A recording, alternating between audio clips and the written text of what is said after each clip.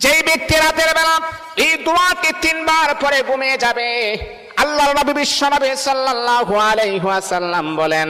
সকাল বেলা যখন আল্লাহ তাআলার বান্দা ফজরের নামাজের মাঝে যখন আবার উঠবে, আল্লাহ নবী